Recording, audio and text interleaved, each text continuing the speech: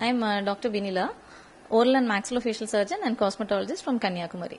So இன்னைக்கு self கேரை விட டாக்டரோட அட்வைஸ் வந்து என்னோட பெர்ஸ்பெக்டிவ்ல எவ்வளவு இம்பார்ட்டன்ட்றத பத்தி தான் இன்னைக்கு நான் எக்ஸ்பிளைன் பண்றேன். ஸோ ஃபேஷியல் கேர் இன்னைக்கு எல்லாருக்குமே தேவையான ஒன்று. ஸோ அதை பத்தி அவேர்னஸ் வந்து எல்லாருக்குமே பப்ளிக் எல்லாருக்குமே இருக்கு. பட் அதுல ஒன்னு நம்ம மிஸ் பண்றோம்.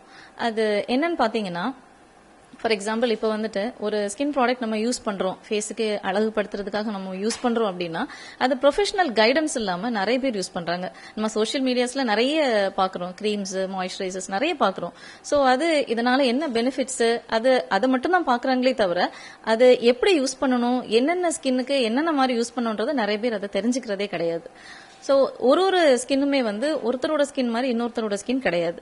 அந்த ஸ்கின் டைப் என்னன்றத டாக்டரால மட்டும்தான் வந்துட்டு ஐடென்டிஃபை பண்ண முடியும். சோ அதை ஐடென்டிஃபை பண்ணாம நீங்க அதை என்னென்ன ப்ராடக்ட்ஸ் நீங்க யூஸ் பண்றீங்களோ அது வந்து உங்களுக்கு ஹார்ம்ஃபுல்லா தான் இருக்குமே தவிர அதனால பெனிஃபிட்ஸ் இருக்காது. சோ ஃபார் எக்ஸாம்பிள் நீங்க ஒரு ப்ராடக்ட் நீங்க யூஸ் பண்றீங்க அப்படின்னா அதோட சைட் எஃபெக்ட்ஸா வந்து சிலருக்கு பாத்தீங்கன்னா இரிட்டேஷன் வரும், சிலருக்கு வந்துட்டு ஸ்கின் ரேஷஸ் வரும், இன்னும் ஒரு சில கேசஸ்ல பாத்தீங்கன்னா சிவியர் அலர்ஜிக் ரியாக்ஷன்ஸ் கூட வர வாய்ப்புகள் இருக்கு.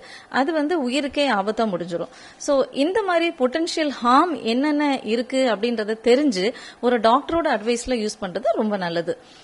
இன்னும் ஒரு சில கேசஸ்ல பாத்தீங்கன்னா ஸ்கின்ல வந்துட்டு நிறைய ப்ராப்ளம்ஸ் இருக்கு. நம்ம ஃபேஸ்ல இப்ப ஃபார் எக்ஸாம்பிள் ஆக்னி இருக்கும், சிலருக்கு பாத்தீங்கன்னா ஸ்கின் பிக்மெண்டேஷன் இருக்கும். சோ இது என்னென்ன ரீசன்ஸ்னால வருது, அது என்னென்ன காரணங்கள்னால வருது அப்படின்றது நிறைய எக்கச்சக்கம். மெடிக்கல் கண்டிஷன்ஸ் இருக்கலாம், இல்ல சிலர் பாத்தீங்கன்னா வேற எதுக்காவது டேப்லெட்ஸ் எடுத்துட்டு இருப்பாங்க. சோ அதனால பிக்மெண்டேஷன் வரும். சோ இத தெரியாம இதை தெரிஞ்சுக்காம நிறைய ப்ராடக்ட்ஸ் வந்து ஃபேஸ்க்கு யூஸ் பண்றாங்க. அது ரொம்ப கெடுதல். சோ என்னோட கைண்ட் அட்வைஸ் என்னன்னா, proper professional and seeking a medical advice is very important, and trust science and the medical experts. Thank you.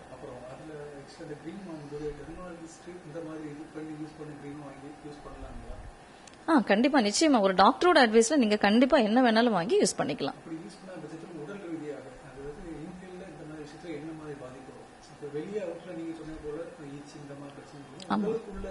உடலுக்குள்ள நான் அதை சொன்னது மாதிரி இப்ப அலர்ஜிக் ரியாக்ஷன்ஸ் அப்படின்னு சொல்லுவாங்க.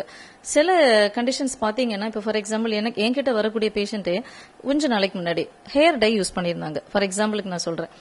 சோ இந்த ஹேர் டைனால எவ்வளவு பெரிய பாதிப்பு இருந்துச்சு, அவங்களுக்கு உயிர் போற அளவுக்கே பாதிப்பு ஆயிடுச்சு. அது என்ன ஆச்சுன்னா அவங்களுக்கு அந்த கண்ணு ஃபுல்லாவே அப்படியே இதாகி மொத்த முகமும் வீங்கி அவங்களோட டங்குன்னு சொல்லும் போது நம்ம நாக்கு, சோ உள்ள ஓரல் கேவிட்டிஸ் மொத்த ஸ்ட்ரக்சருமே வந்து ஏர்வே கேவிட்டி கூட அவங்களுக்கு பிளாக் ஆகிற மாதிரி ஆயிடுச்சு. சோ அது உயிருக்கே ரொம்ப ஆபத்து.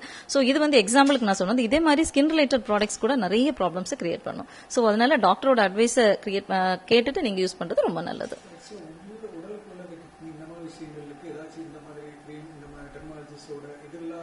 ஆமா, அதாவது நிறைய ப்ராடக்ட்ஸ் என்னன்னா ஸ்கின்னுமே வந்துட்டு அதோட ப்ராடக்ட்ஸ் வந்து நம்ம ஸ்கின்னோட தூரங்கள் இருக்கும். அந்த தூரங்கள் வழியா உள்ளாடி பிளட் சர்க்குலேஷன்ல வந்துட்டு நம்ம பாதிப்புகள் ஏற்படும். சோ பிளட் சர்க்குலேஷன் நம்ம உள்ளாடி பிளட்டுக்குள்ளாடி அந்த ப்ராடக்ட்ஸ் வந்துட்டு உள்ள இறங்குது அப்படின்னா அது சிஸ்டமிக்ல உள்ளே வந்துட்டு கலந்துரும்.